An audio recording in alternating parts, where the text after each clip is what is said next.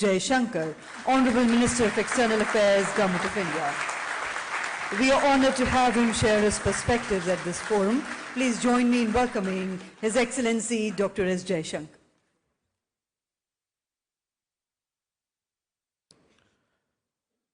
Your Excellency, Deputy Prime Minister and Minister of Foreign Affairs, Antonio Tajani. Excellency, Minister of University and Research, Anna Maria Bernini. My distinguished cabinet colleague, the super energetic Commerce and Industry Minister, Piyush Goyal ji. President of FICCI, Harshvardhan Agarwal ji. Vice Chairman and Managing Director of Titagarh Rail Systems, Umesh Chaudhary ji. Ambassadors, rectors of universities, heads of research centers, business leaders, ladies and gentlemen. Namaskar and buongiorno.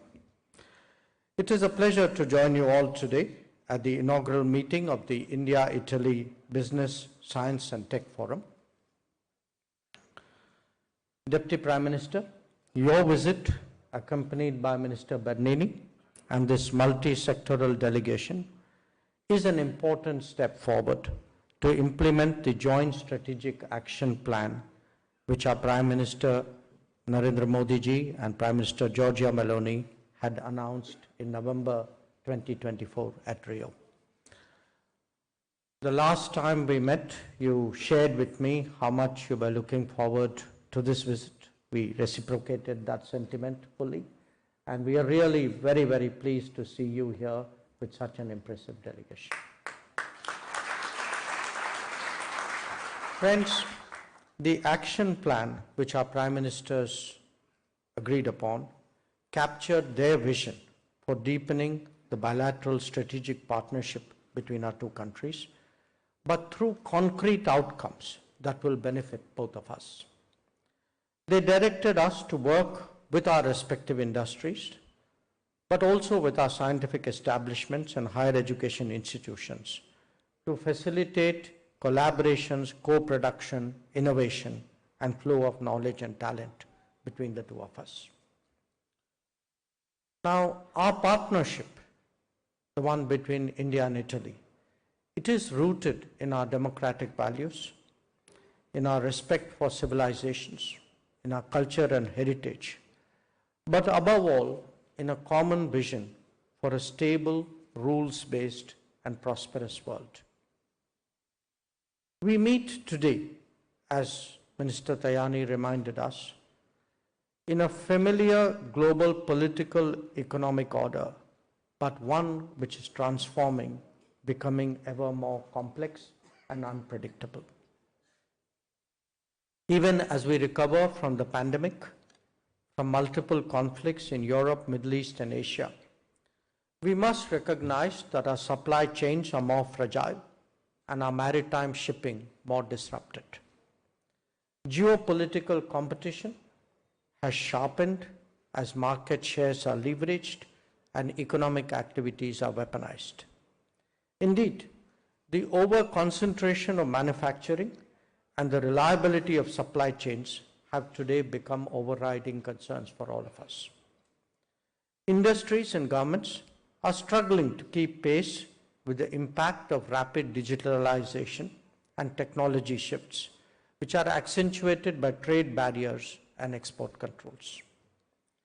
Countries across the world are understandably responding by de-risking, by building strong political and economic partnerships, by diversifying the manufacturing and trade partners, and by investing at home in innovation and research. Both our countries are witnessing these trends at home. In recent years, India has been working closely with like-minded partners to build the kind of resilient and trusted partnerships that we need now to address not only our economic interests, but our strategic priorities as well. For us, Deputy Prime Minister, Italy ranks high in that list.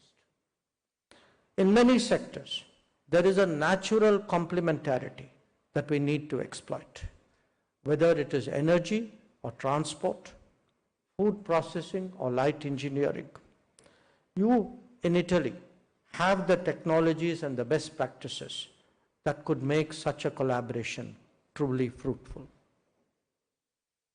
We have also launched new platforms like the India-EU Trade and Technology Council, which address our contemporary national and economic security agendas.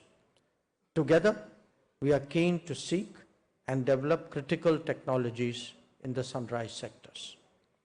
You are all aware, and Minister Goel mentioned it as well, of the historic visit of the EU College of Commissioners in February this year, during which Prime Minister Modi and President von der Leyen tasked the two governments to conclude the FTA negotiations by the end of 2025.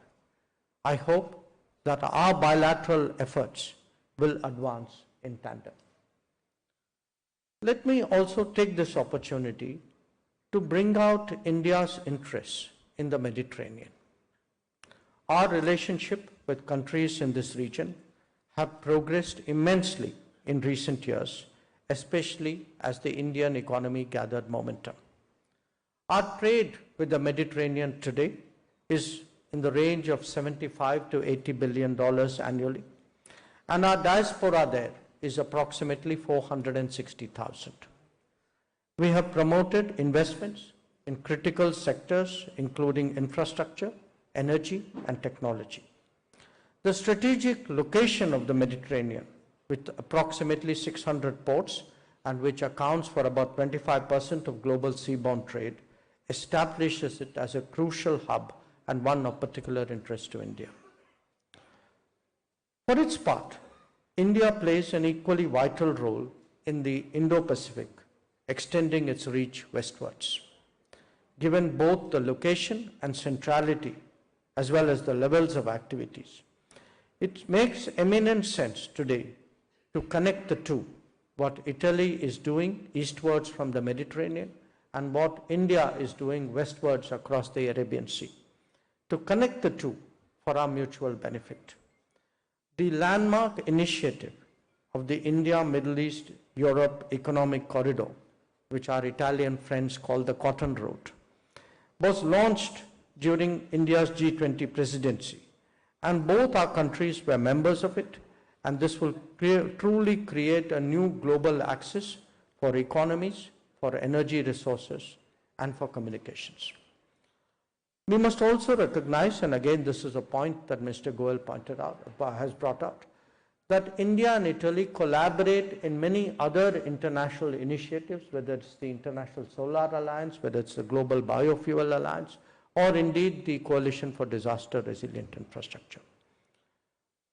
So we have a very good base today to build upon. But when we look today as a country at this turbulent world, I also want to share with our Italian friends that India is trying to play to its strengths and try to expand its many relationships. In the last decade, we have devoted ourselves to enhancing ease of doing business, improving ease of living, building a modern infrastructure through the Gati Shakti initiatives, and forging a digital public infrastructure.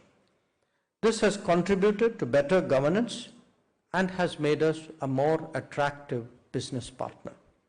Our friends from Italy should take particular note of areas of growth because many of them are of direct interest to them. Let me make two other points. India is not just growing. The nature of growth is itself undergoing a shift. This is now a society focused strongly on innovation and creativity, where startups are proliferating rapidly.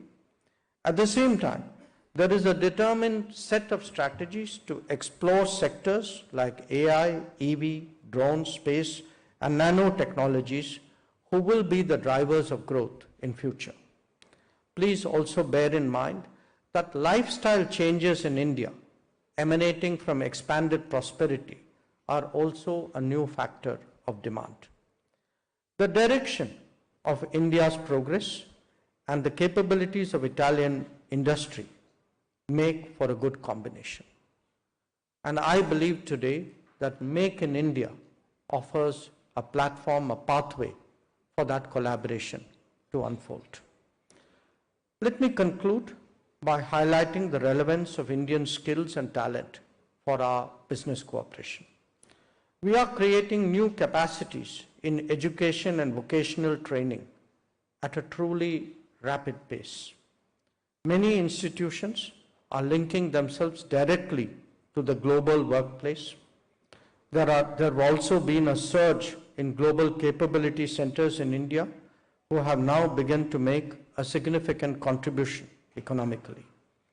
At the same time, design, research, and innovation are being encouraged across multiple domains. The potential of such collaborations can be brought out by a forum such as this. We heard from Minister Bernini in this regard, and I fully reciprocate her sentiments. Minister Tajani also mentioned the growth in the number of students. Before we came in here, we were talking about the potential of tourism. And I do believe that if we can make it easier to travel between our two countries, that would be a very practical contribution to the betterment of our ties. So let me conclude with these words. I think Minister Tajani's message was very clear today: do more. And I hear that almost on a daily basis from Minister Piyush Goyal as well. So how do we do more? How do we do more with the world? How do we do more with each other? I want to say we here today are there to motivate, to enable, to support, but we are ultimately counting on all of you to make that happen. I'm sure that your deliberations today in the forum will address itself not only to the issues, but to find practical pathways for deeper collaboration. Once again, I would like to thank the Deputy Prime Minister and his delegation for joining us here today. And I wish you all a very, very productive discussion. Thank you very much.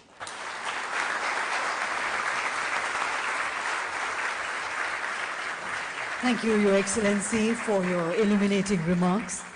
And now to offer a brief word of thanks, we now invite Mr. Umesh Chaudhary, Vice Chairman and Managing Director, Titagarh Rail Systems Limited.